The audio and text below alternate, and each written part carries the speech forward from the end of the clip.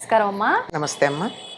అమ్మా, ఈ మాసంలో అక్షయ తృతీయ రాబోతుంది. అవునమ్మా. అక్షయ తృతీయ అనగానే చాలా మంది బంగారం కొనాలి అని చెప్పి వెళ్తూ ఉంటారు, తీసుకుంటూ ఉంటారు. బంగారం షాపులన్నీ కిటకిటలాడిపోతుంటాయి.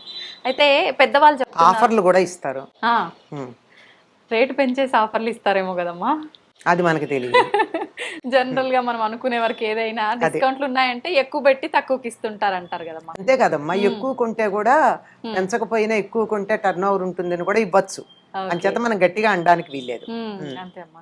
అయితే అమ్మా, మళ్ళీ మరికొంతమంది పెద్దవాళ్ళు ఏం చెప్తున్నారంటే అసలు బంగారం కొనడం కాదు, కొని మనం ఎవరికైనా దానం ఇస్తే మంచిది అని చెప్పి. అసలు నిజంగా ఏం చేయాలమ్మా అక్షయ తృతీయ రోజు? అసలు అక్షయ తృతీయ అన్న పదాన్ని పట్టుకుని, అక్షయం అంటే క్షయం కానిది, అంటే ఏది చేసినా అది అంతులేనంత ఫలితాన్ని ఇస్తుంది అన్న అర్థంలో చెప్తారు.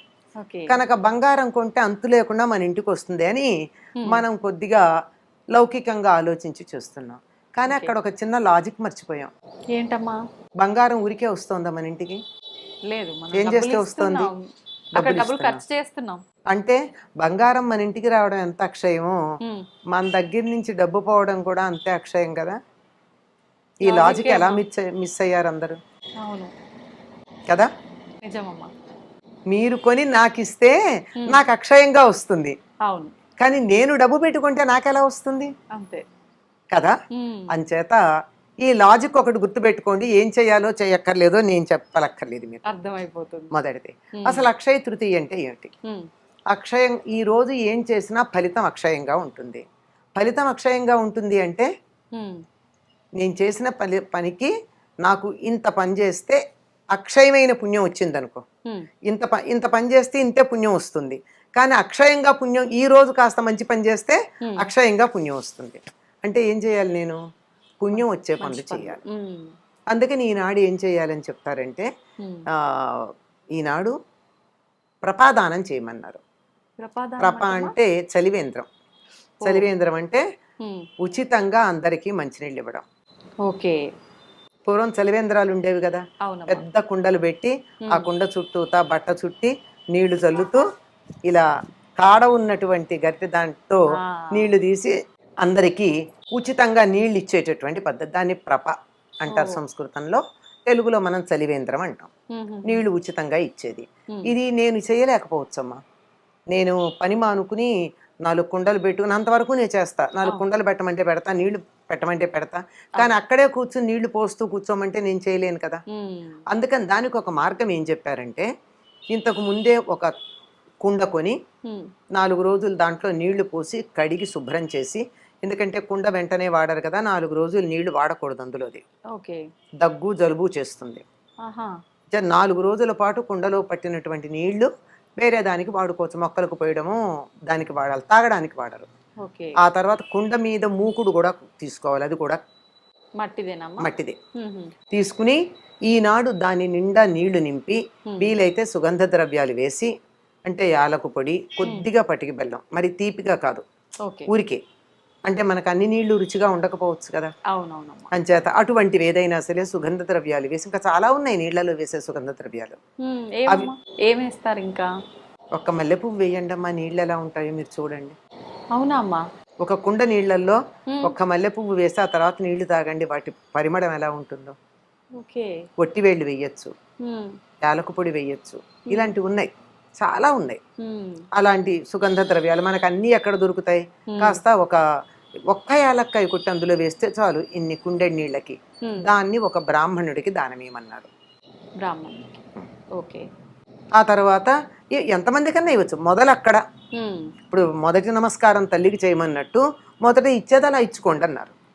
ఆ తర్వాత ఆ రోజు చెప్పుల దానం, తెల్లని వస్త్రాల దానం, గొడుగు దానం చేయాలి. అంటే ఎండాకాలం వస్తుంది కదా, చక్కగా చెప్పులు ఇస్తే ఎవరికన్నా శుభం. వాళ్ళు కాళ్ళకి చెప్పులు వేసుకుంటే అమ్మయ్య ఎండలో కాళ్ళు మాడకుండా ఉన్నాయని సంతోషపడతారు. అలాగే గొడుగు, ఎండలో నడిచెడితే గొడుగు. ఆ తర్వాత తెల్లని నూలు వస్త్రాలు, అటుపైన విసనకర్ర, ఇంకా ఓపికంటే చందనం. వేసంకాలం వస్తోంది కదా, చందనం పూసుకున్నా, చందనం కొద్దిగా మంచిది మార్కెట్లో దొరికే పౌడర్ కాదమ్మా, Hmm. మంచి చందనపు చెక్క దొరికితే దాన్ని ఒక్కసారి ఇట్లా అరగదీసి ఆ అరగదీస్తే వచ్చే గంధాన్ని నీళ్లల్లో గనక ఒక్క చుక్క, అంతకన్నా ఎక్కువ కాదు మళ్ళీ, ఓకే. అది కలిపితే ఎంత మంచి పరిమళం ఉంటుందో, చలువ చేస్తుంది శరీరానికి. అందువల్ల మంచి గంధం దానం చేయాలి. ఇంకా ఓపికంటే బంగారం దానం చేయాలి. బంగారం దానం చేస్తే, ఇంత బంగారం దానం చేస్తే అంత బంగారం దానం చేసిన ఫలితం ఉంటుంది. అది ఆలోచిస్తారమ్మా కానీ బంగారం దానం అంటే. పోనీ చెయ్యకండి, ఎవరు చేయమన్నారు? అవును. వీలుంటే అని చెప్పాం కదా. ఉమ్. బంగారానికి ప్రత్యామ్నాయంగా బెల్లం చేయొచ్చుగా. అవునా? బెల్లాన్ని కూడా బంగారం అంటాం కదా. ఆ. ఎందుకంటే ఒక్క గ్లాసు నీళ్లల్లో ఉమ్. ఒక్క ఇంత బెల్లం ముక్క వేసుకుని తాగితే ఎండలోంచి వచ్చిన అలసట పోతుంది. ఉమ్. ఇది బెల్లం అంటే కొంచెం మోటుగా ఉంటుందని చారెడు పంచదార, చిటికెడు ఉప్పు వేసుకుని తాగమని మనకి ప్రభుత్వం వారు ప్రచారం చేస్తారు. చారెడు పంచదార, చిటికెడు ఉప్పు, ఇంత బెల్లం ముక్కలు ఉంటాయి. ఓకే. సరిపోయింది. సరిపోయింది. పైగా దాంట్లో ఇంకా కాల్షియము, ఐరన్ కూడా ఉంటాయి. అవును. కనుక అది దానం చెయ్యండి. ఉమ్. ఇలాంటివి ఇంకా ఇంకా చాదస్తంగా చాలా మంది స్వయం పాకాలు ఇస్తూ ఉంటారు. ఓకే. స్వయం పాకం అంటే ఒక 2-3 మనుషులు తినడానికి సరిపోయిన బియ్యము, పప్పు, కూరలు, చింతపండు, ఉప్పు, నూనెతో, నెయ్యితో సహా ఇస్తారు. ఓకే. ఎవరికైనా ఇవ్వచ్చమ్మా? పండితులకే ఇవ్వాలి? అంటే బ్రాహ్మణులకు ఇవ్వడం పూర్వం ఉండేది. ఇప్పుడు పుచ్చుకోదగిన బ్రాహ్మణులు కనపడితే మంచిదే, చాలా లేకపోతే ఎవరికైనా మంచిది. ఇప్పుడు వాళ్ళు కూడా ఆలోచిస్తున్నారమ్మా తీసుకోవడానికి కొన్ని ప్రదేశాల్లో. అందులో నూనె అనేటప్పటికీ సందేశిస్తారు. అందుకని చాలా మంది నూనె తీసి నెయ్యి పెడుతున్నారు. ఓకే. నెయ్యి పర్వాలేదమ్మా? స్తోమత ఉన్న వాళ్ళు అయితేనే ఇవ్వగలుగుతారు. ఎంతమ్మా, ఇంత ఇవ్వచ్చు కదా. ఓకే. ఒక పూట నెయ్యి ఎంత తింటారు? కిలో నెయ్యి తినరుగా. ఒక పూట భోజనం, ఒక పూట భోజనానికి 100 గ్రాముల నెయ్యి చాలు కదా. సరిపోదు. అదే ఎక్కువ.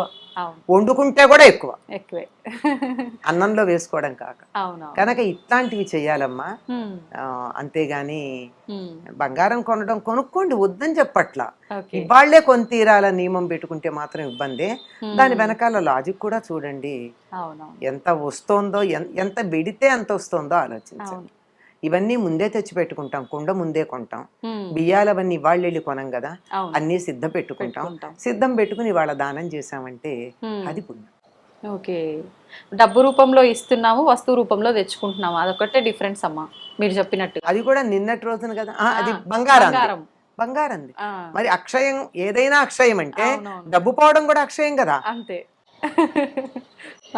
కొంచెం ఆలోచించాలి. అవును, నిజంగా లాజిక్ మిస్ అయిపోయామమ్మా. లాజిక్ మిస్ అవుతున్నాం ఎందుకంటే వ్యామోహాల్లో పడ్డాం. అవును, ఆకర్షణలకు లోనైపోయాం. నిజమే. ఆకర్షణ, వ్యామోహం అనేవి రెండు పక్కన పెడితే సత్యం మన కంటికి అదే గోచరిస్తుంది. ఓకే అమ్మా, ఈ అక్షయ తృతీయ ఇవన్నీ నిజంగా మన పాతకాలం నుంచి వస్తున్న ఆచారమేనమ్మా ఇది? అక్షయ తృతీయ ఉందమ్మా. అంటే నిజం చెప్పాలంటే మన తిథుల్లో ప్రతిదానికి ఒక ప్రత్యేకత ఉంది. కొన్ని ప్రాంతాల వాళ్ళు ఎక్కువ పాటిస్తారు, కొన్ని ప్రాంతాల వాళ్ళు తక్కువ పాటిస్తారు. ఇది మాత్రం మనం ప్రత్యేకంగా ఈ బంగారాలు కొనడం కాదు కానీ అక్షయ తృతీయ అనగానే కుండలో నీళ్లుతో సహా కుండ దానం ఇవ్వడం చాలా చోట్ల ఉందమ్మా. అయితే ఇప్పుడు కొంచెం ఋతువులు మారాయి, మనకి ఇప్పటికే వేసంకాలం వచ్చేసింది.